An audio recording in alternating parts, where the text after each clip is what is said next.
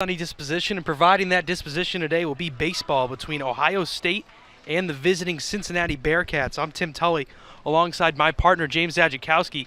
Excited to bring you a little interstate rivalry on a casual Tuesday night. You're absolutely right about that, Tim. Both teams looking for a win here on, like you said, an overcast evening matchup. The Buckeyes throw Connor Curlis on the hill, the lefty sophomore, toes the rubber.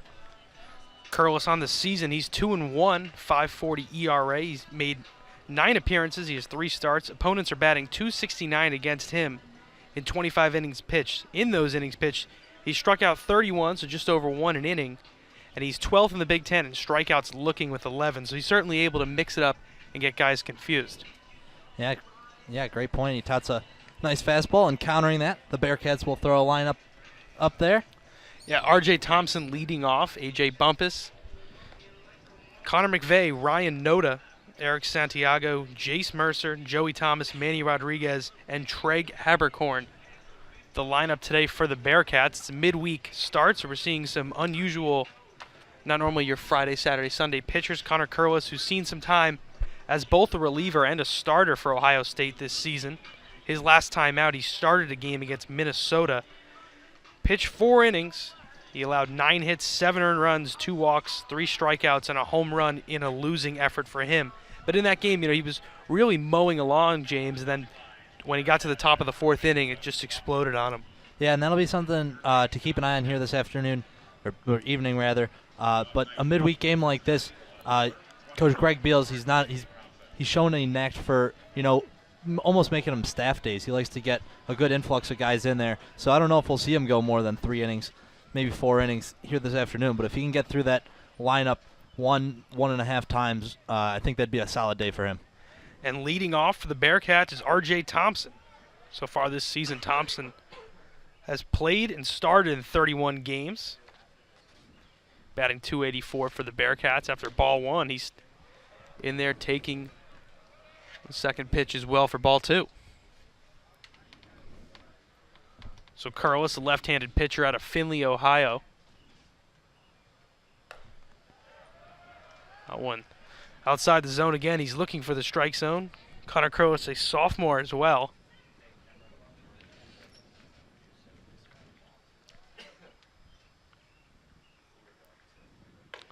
Ball 4. 4 quick balls, and Connor Curlis early on not able to find the strike zone in his first at bat. In his last appearance, he pitched this weekend against Penn State. Ohio State losing on Saturday and then sweeping the doubleheader on Sunday. He pitched 2/3 of an inning, allowed no hits, no walks, struck out a man, but he hit a batter in that outing. That's 2 outings in a row where Connor Curlis has hit a batter, so control has been an issue for him. Yeah, looking at the Ohio State defense in the outfield, you have McGowan, Gant, and Murray from left to right, Brady, Cherry, Washington, West, and Ratcliffe in the infield. And just like that, you just mentioned, Curlis hit a batter his last time out. He does so again today. 2 free passes given up early on in this one. So 3 games in a row where Connor Curlis plunked an opposing batter. That one was high and inside on A.J. Bumpus. And on the first pitch, he steps out. So 4 balls, and then the first pitch to Bumpus goes right at him. It's worrisome, to say the least, about Connor Curlis coming right out of the gate, throwing 4 balls and hitting a batter. And what's so concerning is those misses weren't down in the zone. They were all up. It was a matter of not burying those and pounding the zone.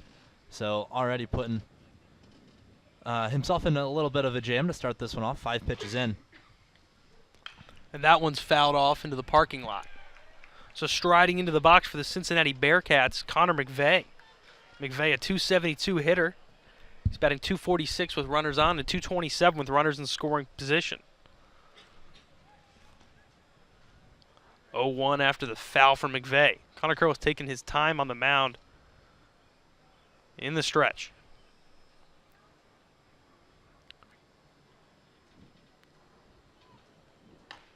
Curlis finds the strike zone.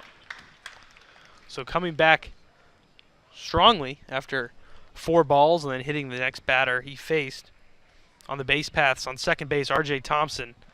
He's tried to steal 3 times. He's been successful twice. Caught once in his 3 chances. I don't think with no outs in the first inning, he'll be trying anything quite yet. Carlos's pitch is outside to Connor McVeigh. Yeah, and before I could finish going through the defensive order, before he hit that guy, I forgot to mention Jacob Barnwell, the sophomore, behind the dish doing the catching. I was going to mention he did a nice job of framing that second strike there by Carlos. If he can live on that outer edge, that's the way he's at his best. That ball's grounded, foul as well, so it's 1-2. Yeah, when he can paint that outer corner, that's when Carlos is going to do the most damage to you as a opposing team. He's not a guy that's going to overpower you necessarily, but when he can hit his spots, boy, can he just frustrate a lineup.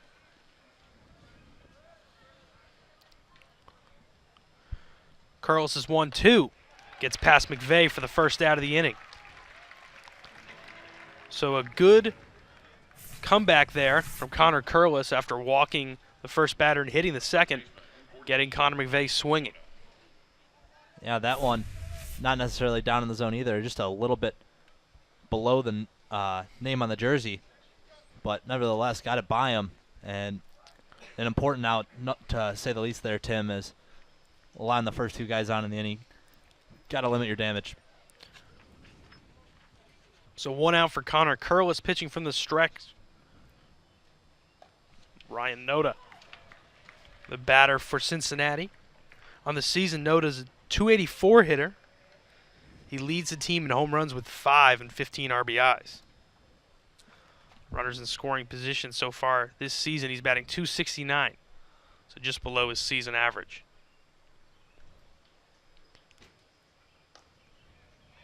And strike 2.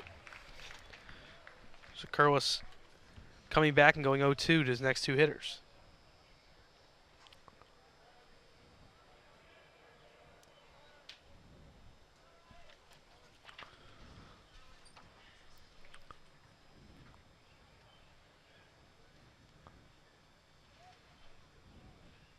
Connor Curlis is 0-2. He's certainly taking his time on the mound. And that's in there for strike 3. So Curlis finds his groove and strikes out the 3 and 4 hitters for the Bearcats. Look there. Just gave him a little heat, James. Yeah, it's two guys in a row. He's kind of mowed down. Started with that first pitch breaking ball and had it in a good enough spot that it really just froze the hitter. And when he can get ahead in the count like that, he's dangerous. And something I was going to mention, it was uncharacteristic of the early free passes. I mean, he touts a 31-11. Runners going. That's fouled back. 31 strikeouts to 11 walks coming into this one. So seeing him give up the walk to the first batter he faced was not necessarily what you expected to see out of him. And then the hit batter right after that. But you see him come back to form a little bit here as he's gotten two guys in a row swinging. And interesting to see the runners going there on pitch number 1 of this at-bat, seeing if they can get both guys in scoring position. Trying to see if Barnwell's getting complacent behind home plate after 2 strikeouts. Runners staying put this time, and that ball's outside. Might have been somewhat of a pitch out there just in case the runners decided to go again. So Connor Curlis, he features a fastball, a curveball, and a changeup. Pretty normal for a college pitcher, and we see A.J. Olaz, the starter for Cincinnati, coming with a similar repertoire from the left side. Pick off to second base. Noah West getting there and making the tag, but it's too late to get Thompson. Just keeping him honest, it appears, were Connor Curlis and Noah West. West is still shading there, though, holding on the runner at second base. Yeah, I think that's a good point you brought up. Both pitchers come in with similar stat lines thus far in the season. That pitch is inside. Similar stat lines and similar repertoires. Both lefties, and neither of them are overpowering. And both come in with just about 25 innings pitched on the season. Olas doing more of his work in starts. This will be his 7th, whereas Curlis is making number 4 on the season. Eric Santiago at the plate, the second baseman for the Bearcats. That pitch is inside as well. So he's ahead of Curlis 3-1. On the season, Santiago's a .247 hitter. .391 with 2 outs, though, so he's been clutch for the Bearcats on the season. He has 16 RBIs, which is up there in the top half of the team.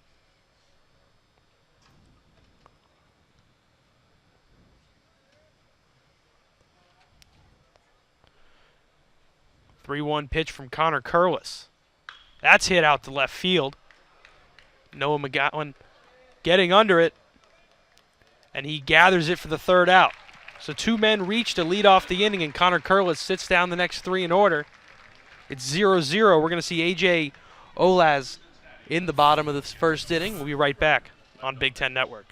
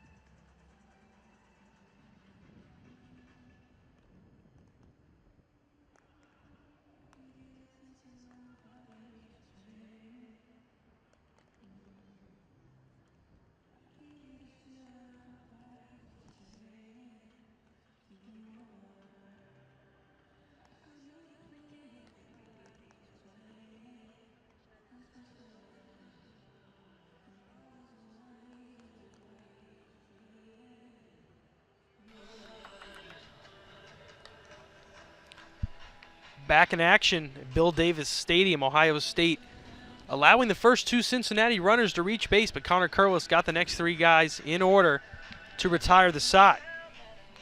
Pitching for Cincinnati, A.J. Olaz. In the season, Olaz made 6 starts. He's 2-1. He boasts a 4.12 ERA, and opponents are hitting just .216 against him. Not quite a strikeout pitcher, as you can see there. There's only 10 strikeouts in his starts so far this season. His last time out, he pitched 3 innings against Miami University, allowing 5 hits, 4 earned runs, and getting no decision, as the Bearcats were able to rally once he was out of the game.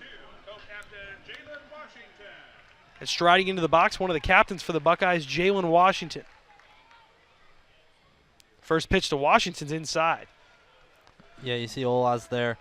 The junior who calls West Mifflin, Pennsylvania home, just about 10 miles south of Pittsburgh. Works from the third base side of the rubber.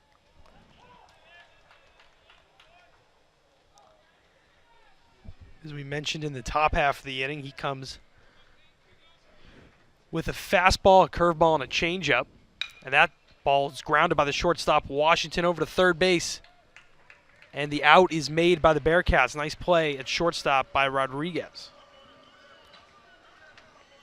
Third baseman McVeigh, who actually made the play, also made a very nice play. It's all good. That was a soft chopper that, not even soft actually. Washington kind of just beat that right into the turf, and ranging over to make the play was McVeigh. So now stepping into the box by average, the best hitter on Ohio State's roster, Trey Gant. That ball's bunted up the first base line. First baseman Noda makes the tag and gets the out. Good play there and good alertness on the first pitch to make the tag himself. Yeah, I like the aggression there from Gant. I think he just got a little bit too much juice on that bunt. And as you see, he tried to dive out of the way, close play, and nice aggressive mindset. Just no cigar on that one. Just caught that one a little too well. Looking at the Bearcat defensive alignment, they have Thompson, Habercorn, Bumpus along the outfield. McVeigh, Rodriguez, Santiago, and Noda, who made that play, tagging Gant out at first, and then you have Thomas behind the plate. The 0-1 pitch to Brady Cherry. Cherry moved up in the order for this game in the 3-hole today. And Cherry also coming off a nice weekend performance on Sunday as the Buckeyes won both games of a doubleheader at Penn State. Cherry was crucial in both games, racking up between the two of them 4 hits and 5 RBIs over the day on Sunday. The 1-2 pitch. That's outside to Brady Cherry. Good discipline there. Cherry has 13 walks on the season. Trey Gant leads the team with 23. The 2-2 pitch is hit out to left center field. The wind's blowing out there. That could be gone, and it is. Brady Cherry with the first inning yabo to take the lead for Ohio State. They're up 1-0. A 2-strike mistake there from Olas and Cherry. Made them pay for it, and the Buckeyes looked like they might have gone down 1-2-3 in the first inning. Had other thoughts as Cherry draws first blood for the Ohio State Buckeyes, who are 12-6 when scoring first.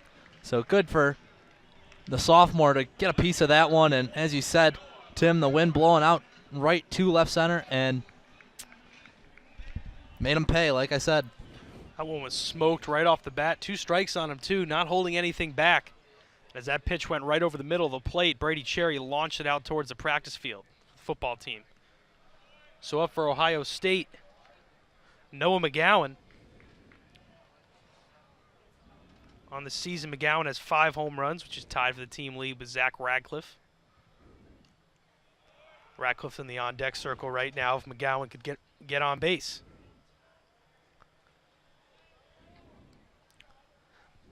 McGowan batting just .230 on the season. We've certainly seen some struggles. And that pitch is inside. In his 109 at-bats, McGowan has fallen victim to the strikeout 25 times, just under a quarter of his at-bats. And that pitch is inside the corner for a strike. So after 3-1 taking his pitch, or 3-0, McGowan going to get the green light here and let it rip. The 3-1 pitch, grounded. Looks like McGowan might have clipped himself there on the leg. And from what it looked like, that looked like his type of pitch to hit 3-1 up in the count. Like you mentioned, you have that green light. You want to do something with it. And I think he's a little bit frustrated that not only did he clip himself, but it looked like a good pitch to hit. So he's going to stand back in as soon as he walks it off 3-2 and have to battle. Yeah, it might have opened his hips a little too quick there, and the bat was behind. Stung himself. A lot of extra base ability from Noah McGowan. He has 6 doubles, 2 triples, and 5 round trippers on the season. And that ball's grounded to shortstop Rodriguez. Rodriguez's throw over to first base, and Noda gets it to retire the side. So Ohio State strikes first with a Brady Cherry home run to left center field, and they'll take a 1-0 lead into the top of the second inning. We'll be right back on Big Ten Network.